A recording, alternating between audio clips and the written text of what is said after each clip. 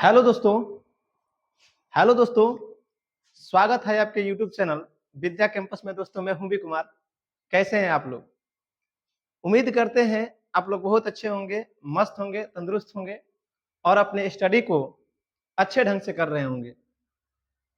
दोस्तों आज का जो टॉपिक है वो बहुत ही लाजवाब टॉपिक, पोएट्री पोएट्री सेक्शन के चैप्टर नंबर 2। आप लोग थंबनेल पर देख रहे होंगे जैसा कि लिखा हुआ है सॉन्ग ऑफ माई सेल्फ। आज हम लोग इसी के बारे में बहुत अच्छे से पढ़ेंगे भी और समझेंगे भी। दोस्तों सबसे पहले मैं इसके पूरे इंट्रोडक्शन के बारे में बताऊं, क्या कहानियां रही, आखिर ये सॉन्ग ऑफ माई सेल्फ है क्या, किनके द्वारा ये लिखी गई है, क्या क्या उनके जीवन में घटना घटित हुआ है, सारे बातों को हम लोग बहुत अच्छे से समझेंगे। सॉन्ग ऑफ माई सेल्फ जो है यह अमेरिका के एक मशहूर राइटर जिनका नाम है वाल्ट विटमैन। क्या नाम है दोस्तों? Volt Whitman. वाल्ट विटमैन का जन्म जो है अमेरिका में होता है 1819 में, यानी 1819 में इनका जन्म होता है और 1892 में इनकी मृत्यु हो जाती है। लेकिन आपको ये जान के बड़ा आश्चर्य होगा कि अभी वाल्ट विटमैन 12 साल के भी नहीं है, यानी 12वां जन्मदिन के पहले इन्होंने कारपेंटर का भी काम किया। कारपेंटर के मतलब होता है दोस्तों बढ़ई, जो लकड़ी का काम करता है ना वो होता है, उसी को हम लोग बढ़ई बोलते हैं। हम सारे चीजों को समझेंगे फिगर के माध्यम से, मैं आप लोगों को दिखाऊंगा भी, लेकिन पहले आप सारी बातों को समझें। फिर उसके बाद इन्होंने टीचर का भी काम किया, एडिटर का भी काम किया, और एडिटर तो किए ही किए। अमेरिका में एक बार की बात है, सिविल वार हुआ है। सिविल वार के दौरान इन्होंने वॉलेंटियर नर्स का भी काम किया। एक और सबसे महत्वपूर्ण इंपॉर्टेंट बात आपको जान के बड़ा आश्चर्य होगा, है कि नहीं? देखिए होता क्या है, इनका एक सबसे फेमस बुक रहा है जिसका नाम है lips of grass. Lips of grass में ये सारी की सारी अपनी कविताओं को संग्रहित करते हैं, सारे कविताओं को उसमें डालते हैं। इनके अलावे और भी बुक रहा है, ड्रॉम टेप्स भी इनका बुक रहा है। तो आपके एग्जाम में ये क्वेश्चन पूछे भी जाते हैं कि ड्रम टैप्स किसके द्वारा लिखा गया है, तो वाल्ट विटमैन के द्वारा लिखा गया है। सॉन्ग ऑफ माई सेल्फ किसके द्वारा लिखा गया है? वाल्ट विटमैन के द्वारा लिखा गया है। लिप्स ऑफ ग्रास किनके द्वारा लिखा गया है? वाल्ट विटमैन के द्वारा लिखा गया है। सबसे इंपॉर्टेंट बात यह भी है, आपसे जब एग्जाम में ये पूछा जाएगा कि बताइए सॉन्ग ऑफ माई सेल्फ जो कविता है वह किस बुक से लिया गया है, तो आपको बहुत अच्छे ढंग से याद रखना है लिप्स ऑफ ग्रास। किससे लिया गया है दोस्तों? लिप्स ऑफ ग्रास से लिया गया है। तो घटना क्या होती है, अमेरिका में पूरे गोरे और काले रंग का भेदभाव था। आपको ये बात शायद नहीं मालूम हो, तो मैं आपको बता रहा हूं। गोरे और काले रंग का भेदभाव था। निग्रो निग्रो जाति, वहां पे जनजातियां जो थी उस चीज को लेकर वहां पे गोरे और काले रंग का भेदभाव था। उसी गोरे और काले रंग के भेदभाव को हटाने के लिए ये पूरे अमेरिका वासियों को अपने कविता के माध्यम से ये संदेश दे रहे हैं। उसके बारे में लिखे भी हैं सॉन्ग ऑफ माई सेल्फ में, आप लोग पढ़िएगा तो सारी चीजें आप लोग को मालूम चल जाएगी। लेकिन हुआ क्या इनके साथ? हुआ क्या भाई, जब ये अपने अमेरिका वासियों को ये संदेश दे रहे हैं तो वहां पे तो अमेरिका वासियों के अंदर कुट की मतलब गोरे और काले रंग के भेदभाव की भावनाएं भरी हुई थी। इनका बात कोई सुनने वाला है ही नहीं, कोई भी इनकी बातों को सुनना नहीं चाहता है। सबसे पहले ये अपने खर्च से 1855 में, याद रखिएगा 1855 में, 1855 में इन्होंने लिप्स ऑफ ग्रास को पब्लिश किया। जब ये पब्लिश करते हैं, क्या होता है परिणाम, क्या होता है उसका result? Lips of grass flop कर गया। लिप्स ऑफ ग्रास को कोई पढ़ना पसंद नहीं कर रहा है अमेरिका में, कोई व्यक्ति नहीं पढ़ना पसंद कर रहा है। उस लिप्स ऑफ ग्रास की जो कलेक्शन है उसको अश्लील माना जा रहा है, और वही अश्लील मानने की वजह से इनकी नौकरी भी चली जाती है। लेकिन कहा जाता है ना दोस्तों कि अगर जीवन में कोई व्यक्ति किसी चीज को ठान ले तो वो एक ना एक दिन जरूर सफल होता है। वही घटना इनके जीवन में भी होती है। ये हार मानने वाले नहीं है। आप सोच के देखो 1855 और फिर एक बार 1881 1881 का है वो दिन है जब लिव्स ऑफ ग्रास को एक पब्लिशर मिलता है, एक छापने वाला व्यक्ति मिलता है ना। जब वो छापने वाला व्यक्ति मिलता है लिव्स ऑफ ग्रास को छाप देता है।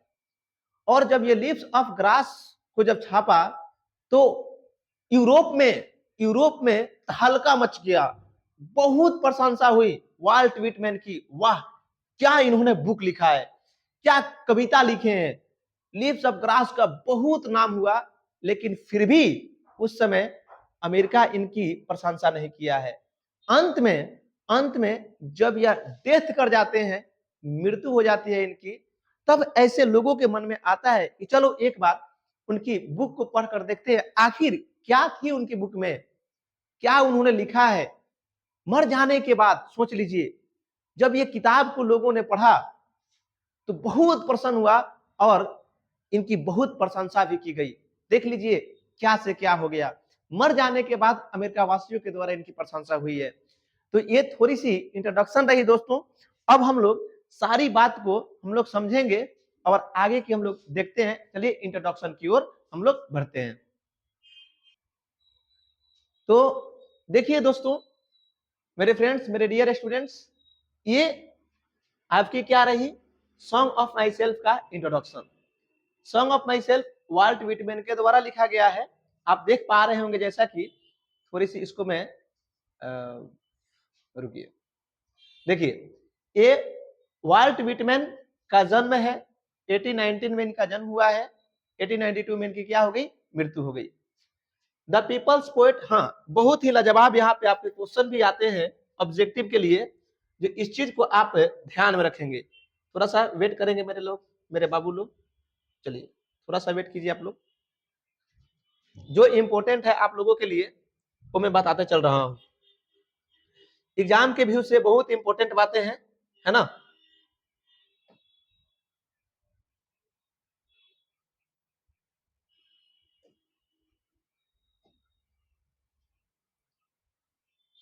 चलिए देखिए, ये जन्म तिथि बहुत ज्यादा इंपॉर्टेंट नहीं है, ये बहुत इंपॉर्टेंट है। आपके एग्जाम में ये पूछा जाता है कि बताइए किस राइटर को पीपल्स पोएट के लिए जाना जाता है। Who is known as people's poet, या who is called people's poet. People's poet के नाम से किनको जाना जाता है या पीपल्स पोएट किनको कहा जाता है, तो आपको सीधी सी बात याद रखना है, वाल्ट विटमैन। दूसरी बात ये भी ध्यान में रखना है, आपके एग्जाम के लिए ये भी बहुत इंपॉर्टेंट है, Walt Whitman belongs to dash, यानी वाल्ट विटमैन कहां से बिलोंग्स करते थे, तो आपको याद रखना है अमेरिका। यानी दो बात ये हो गई। तीसरी बात ये भी ध्यान में रखना होगा आपको, वाल्ट विटमैन एक अमेरिकन राइटर है ना। आप राइटर कभी लिखा मिल सकता है, कभी पोएट लिखा हुआ मिल सकता है, तो अमेरिकन पोएट है, इस चीज को आप ध्यान में रखिएगा। तो ये पीपल्स पोएट हो गया। अब देखो आगे की अगर मैं बात करूं तो देखिए, ये आप पढ़ते चलो थोड़ा सा। People's poet the perhaps the most individualistic literary figure that America has ever produced. Walt Whitman जो है जनता के कवि हैं, शायद सबसे अधिक व्यक्तिवादी साहित्यिक व्यक्ति हैं जिन्हें अमेरिका ने कभी जन्म दिया है। अभी आप लोग को बताए ही है, he began working as the carpenter before his 12th birthday। 12वें जन्मदिन के पहले इन्होंने कारपेंटर का भी काम किया था।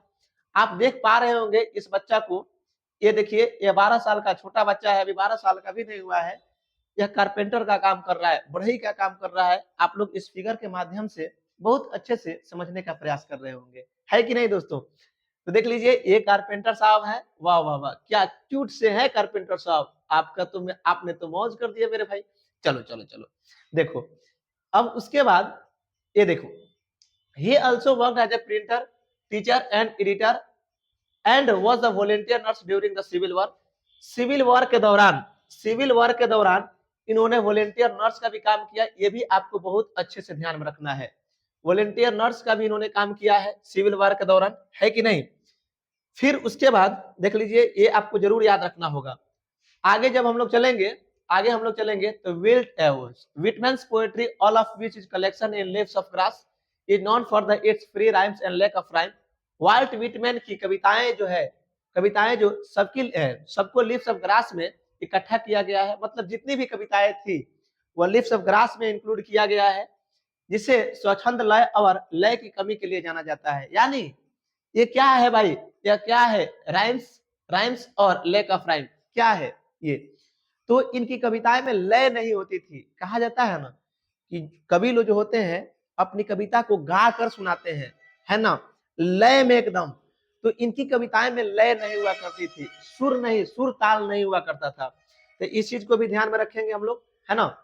अब देखिए, Whitman first publish at his own expense in 1855। Walt Whitman इसे पहली बार कहने का मतलब क्या, इसे पहली बार कहने का मतलब क्या, तो इसे के मतलब आप याद रखेंगे लीव्स ऑफ ग्रास को। पहली बार 1855 में अपने खर्च से इन्होंने क्या किया, उसको पब्लिश किया है, छापा है। अब देखो आगे जब आप लोग बढ़ोगे, तब आगे आप लोग बढ़ोगे,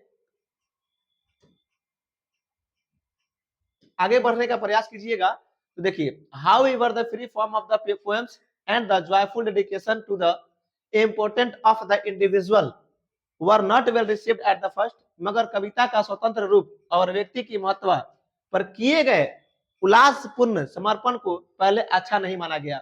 यानी इनको पहले अच्छा नहीं माना गया था। In fact his collection of poem cost Whitman his job as it was taken to be option. आपको बताया ना दोस्तों, वास्तव में इनकी कविताएं को संग्रह ने व्हिटमैन की नौकरी छिनवा दी, क्योंकि इसे अश्लील माना गया था। अमेरिका वासियों के द्वारा इनकी कविता को अश्लील माना गया भाई, अश्लील माना गया।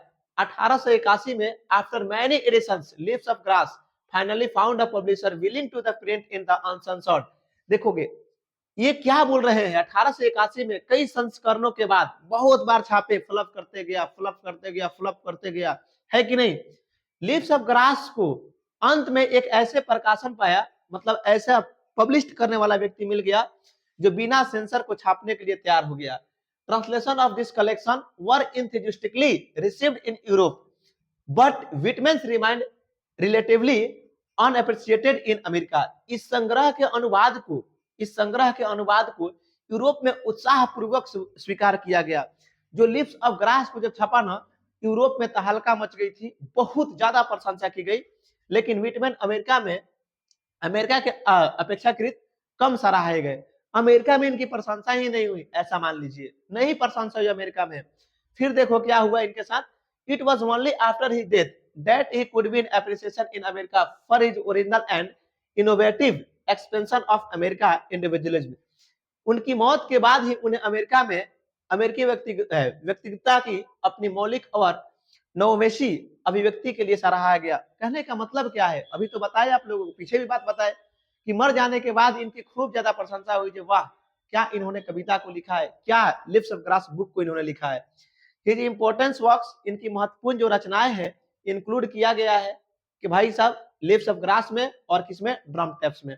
ड्रम टैप्स को 1866 में छापा गया था, और लिप्स ऑफ ग्रास को याद रखिएगा पहली बार 1855 में छपा गया था। क्वेश्चन आपसे एग्जाम में पूछेगा लिप्स ऑफ ग्रास को कब पब्लिश किया गया था, याद रखिएगा 1855। ओ मेरे लाडलो, समझ पाए, 1855 एकदम हज्जी याद रखना है, 1855 में, है कि नहीं। अब देखो यहां से आपका एक्सप्लेनेशन चालू होता है। आइए दोस्तों अब सुनते हैं इन कविता को, है ना। व्हिटमैन की कविता को हम लोग सुनेंगे कि क्या है व्हिटमैन की कहानी, बी कुमार की जुबानी, है ना दोस्तों। चलो भाई साहब आओ अब हम लोग थोड़ा सा देखेंगे, बहुत ही एक इमोशन के साथ पढ़ने का प्रयास करेंगे, और वह फीलिंग भी समझने का आप लोग प्रयास कीजिएगा। क्या थी इनकी फीलिंग, क्या थी इनकी इमोशन, पूरे अमेरिका वासियों को यह संबोधित कर रहे हैं कि भाई आप लोग जिस जीवन में, जिस मानसिकता के अकॉर्डिंग आप जी रहे हो ना, वो सारा का सारा गलत है ना। क्या क्या इन्होंने संदेश नहीं दिया, लेकिन फिर भी क्या अमेरिका वासी इनकी बात को मानने के लिए तैयार ही नहीं है। गोरे और काले रंग का भेदभाव अटूट रूप से पूरा एकदम भरा हुआ था। देखिए क्या बोल रहे हैं, I celebrate my self and Singh my self. I celebrate बोल रहे हैं कि मैं खुद से जश्न मनाता हूं, मैं खुद से जश्न मनाता हूं और खुद से गाता हूं। विटमैन की ये लाइनिंग जो है लाजवाब रही, लाजवाब रही। बोल रहे हैं मैं खुद से जश्न मनाता हूं, मैं खुद से जश्न मनाता हूं और खुद से गाता हूं। And what I assume you shall assume. ओए अमेरिका वासियों, ओए अमेरिका वासियों, आज मैं जो मानता हूं एक दिन तुम भी अवश्य मानोगे। अमेरिका वासियों को बोल रहे हैं, ओए अमेरिका वासियों, मैं खुद से जश्न मनाता हूं और खुद से मैं गाता हूं, लेकिन याद रखना आज जो मैं मानता हूं एक दिन तुम भी अवश्य मानोगे। यानी कहने का मतलब क्या थी इनकी, कि मैं ये गोरे और काले रंग की भेदभाव को नहीं मानता। मैं काला हूं अगर तो इसी देश में मैं जन्म लिया, इसी धरती पे जन्म लिया, इन्हीं हवाओं के अकॉर्डिंग मैं जीवित रहा। ये जो रग रग में भी हवाएं भरी हुई है ये अमेरिका की है, और तुम गोरे हो ना, तुम भी अमेरिका के ही हो। तो बता दो जरा मेरे और तुम में अंतर क्या है, बताओ जरा मेरे में और तुम में अंतर क्या है। वही बात बोल रहे हैं, एक दिन ऐसा आएगा, लोग मानने के लिए तैयार नहीं थे ना, वही बात बोल रहे हैं, एक दिन आएगा कि जो मैं मान रहा हूं ना वो तुम भी अवश्य मानोगे। क्यों भाई, for every atom belonging to me as goods belongs to you. बोल रहे हैं हर अणु जो मुझ में है, ओए अमेरिका वासियों, बोल रहे हैं हर अणु जो मुझ में है, मतलब जिस अणु से मैं बना हूं ठीक वैसे ही तुम में भी है, ठीक वैसे ही तुम में भी है। यानी जिस अणु से मैं बना हूं उसी अणु से तुम भी बने हो, उसी अणु से तुम भी बने हो। तो बता दो जरा मुझ में और तुम में फर्क क्या है, बताओ जरा तुम में और मुझ में फर्क क्या है। ये बातें जो है विटमैन बोल रहे हैं अपने अमेरिका वासियों को। फिर देखो क्या बोल रहे हैं, I loaf and invite my soul. मैं भटकता हूं, मैं भटकता हूं, मैं घूमता हूं, टहलता हूं, भटकता हूं मैं। ये बोल रहे हैं मैं भटकता हूं एंड इनवाइट माई सोल, और अपनी आत्मा को आमंत्रित करता हूं। यानी ये जो मैं किसी की बातों पर ध्यान नहीं देता, मैं अपनी दिल की बातों को सुनता हूं, ऐसा उनका कहना है। बोल रहे हैं मैं भटकता हूं और अपनी आत्मा को आमंत्रित करता हूं, यानी मैं अपनी दिल की बातों को सुनता हूं, मैं अपनी दिल की बातों को सुनता हूं। ये फिर देखिए इनका अगला कथन क्या है, I lean and loaf at my ease absorbing a spear of summer grass. बोल रहे मैं आराम से, मस्ती से, मैं आराम से, मैं आराम करता हूं, मैं बोल रहे मैं आराम करता हूं और गर्मी के घास को सूलों को देखते हुए आराम से घूमता हूं। आई लीन के मतलब होता है आराम करना, रेस्ट। क्या होता है लीन के मतलब रेस्ट, याद रखिएगा। मैं आराम करता हूं and loaf at my ease absorbing a spear of summer grass, और गर्मी के घास के सूलों को निरीक्षण करते हुए यानी देखते हुए मैं आराम से घूमता हूं। आप लोग गर्मी के घास को सूलों को ये आप लोग देख रहे होंगे, यो ऐसे आराम से, ये मस्ती में है, ये मस्ती में है। और गर्मी के घास के सूल क्या होता है, तो दोस्तों आप लोग को थोड़े सी दिखाने का प्रयास करें मैं, तो देखो ये जो घास है ना, घास के जो ऊपरी सिरा होती है ना, इसी को हम लोग स्पीयर ऑफ समर ग्रास बोलते हैं। इसी को क्या बोलते हैं, ये देख रहे होंगे आप लोग, थोड़ी सी लोग 1 मिनट आप लोग देख पा रहे होंगे, ये जो नुकीला जो चीजें होती है ना, ये नुकीला घास के ऊपरी जो नुकीले भाग होती है, इसी को हम लोग बोलते हैं स्पीयर ऑफ समर ग्रास। क्या बोलते हैं, स्पीयर ऑफ समर ग्रास, गर्मी के घास के सूल। ये देखिएगा ये सारे के सारे जो है, तो इसी को बोल रहे हैं, इसी को ये बोल रहे हैं भाई कि मैं देखिए इसी को मैं आराम करता हूं और गर्मी के घास के सूलों को देखते हुए मैं आराम से घूमता हूं। आप लोग मेरी बात को अच्छे ढंग से समझने का प्रयास किए होंगे। फिर देखिए, फिर अमेरिका वासियों को यह संदेश दे रहा हूं, बताओ जरा, बताओ तुम, माई टेंग्यू, ये जो मैं जुबान आज जो मैं इस जुबान से बोल रहा हूं, ये मेरा जुबान जो है, every atom of my blood, मेरे खून के प्रत्येक कतरा, मेरे खून के प्रत्येक कतरा, एक एक जो कण है, formed from this soil this air, इसी मिट्टी से बना हुआ है, इसी हवा से बना हुआ है। बोल रहे हैं बताओ, तुम लोग ही बताओ, मैं अमेरिका वासी हूं, तुम भी अमेरिका वासी हो। मेरा जो जुबा जो है, मेरा जुबान जो है, और जो मेरा खून का एक एक कतरा है, इसी अमेरिका के धरती से बना हुआ है जिससे तुम बने हो। इसी हवा से मैं भी जीवित रहता हूं जिससे कि तुम रहते हो। तो बताओ फिर हम में और तुम में फर्क क्या है? ये अमेरिका वासियों को संदेश दे रहे हैं। फिर देखो, तुम लोग भेदभाव करते हो ना, तुम लोग भेदभाव करते हो ना, तो देखो कि फिर क्या बोल रहे हैं, born here of parents, born here of parents, born here from the parents the same and their parents the same. मैं यहां अपने माता पिता से जन्म लिया, यानी मैं इसी धरती पे, इसी अमेरिका के धरती पे मैंने भी जन्म लिया, और मेरे माता पिता यहीं पे जन्म लिए, उनके माता पिता भी इसी धरती पे जन्म लिए। जब जन्म की प्रक्रिया जब अलग नहीं, जन्म की जब प्रक्रिया अलग नहीं है, तो फिर बता दो जरा मेरे में और तुम में फर्क क्या है? बताओ जरा मेरे में और तुम में फर्क क्या है? सारी परंपरागत तरीका, पहले से पूर्वजों से परंपरागत तरीका से हर चीज चलते आ रहा है, और आज तुम लोग गोरे और काले रंग का भेदभाव दिखाते हो। तो बताओ फिर आप लोग बताओ फर्क क्या है? कुछ फर्क नहीं, जैसे तुम हो वैसा मैं भी हूं। फिर देखिए क्या बोल रहे हैं, hoping to cease not till death, oh sorry sorry sorry sorry, एक मिनट। बोल रहे हैं I now 37 years old in the perfect health begin. बोल रहे हैं कि मैं अब 37 साल का हूं, मैं अब 37 साल का हूं। राइटर आपके ऑब्जेक्टिव क्वेश्चन में पूछे जाएंगे, इस बात को ध्यान में रखिएगा। राइटर जो है कितने साल के हैं, कविता के अनुसार राइटर कितने साल के हैं? तो 37 साल के। कितने साल के? 37 साल के। बोल रहे हैं I now 37 years old in the perfect health begin. मैं अब 37 साल का हूं पूर्ण स्वास्थ्य के शुरुआत में। यानी देखो यहाँ पे परफेक्ट के मतलब पूर्ण, हेल्थ के मतलब स्वास्थ्य। मैं अब 37 साल का हो चुका हूं, और यहां से एक परफेक्ट हेल्थ की शुरुआत होती है, एक परफेक्ट हेल्थ की शुरुआत होती है, ऐसा राइटर का कहना है। बोल रहे हैं मैं 37 साल का हो चुका हूं, यहां से मेरी परफेक्ट हेल्थ की शुरुआत होती है, और hoping to cease not till death, और ऐसा, और यह आशा करता हूं, और आशा करता हूं कि इसी तरह से मेरा स्वास्थ्य बना रहे और मृत्यु तक न ठहरे। यानी मृत्यु पर्यंत तक मेरा स्वास्थ्य ऐसा ही बना रहे, ऐसा मैं आशा करता हूं। और मैं अब 37 साल का हो गया हूं, क्योंकि यहां से परफेक्ट हेल्थ की क्या होती है? शुरुआत होती है।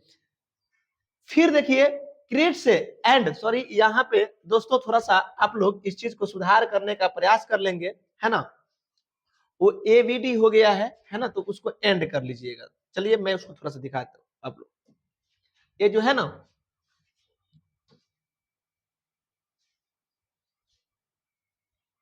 आप इस चीज को थोड़ा सा,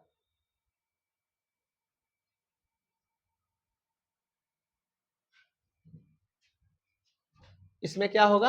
एंड, है ना? तो देखिए creeds and schools in abeyance, क्या बोल रहे हैं?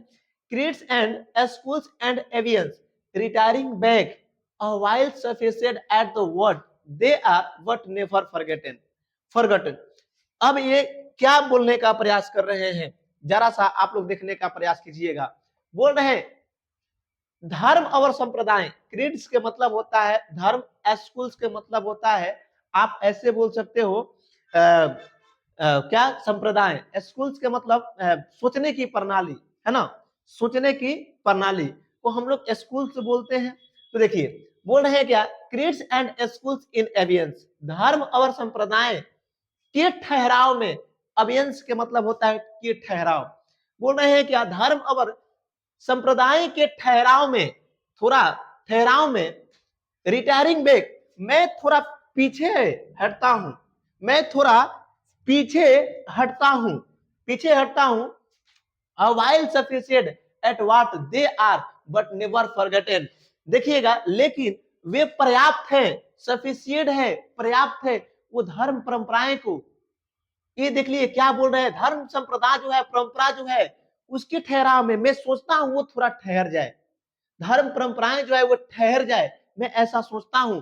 लेकिन लेकिन वे पर्याप्त हैं, वाइल हैं, पर्याप्त हैं, at what they are, but never forgotten, जिसे भूला नहीं जा सकता है। बोल रहे हैं मैं चाहता हूं कि मैं थोड़ी देर के लिए धर्म परंपराएं जो है उसको मैं भूल जाऊं, उसको ठहरा दूं, वह रुक जाए, लेकिन मैं क्या कर सकता हूं, वह पर्याप्त है, उसको चाह कर भी भूला नहीं जा सकता है। ऐसा कवि का कथन है।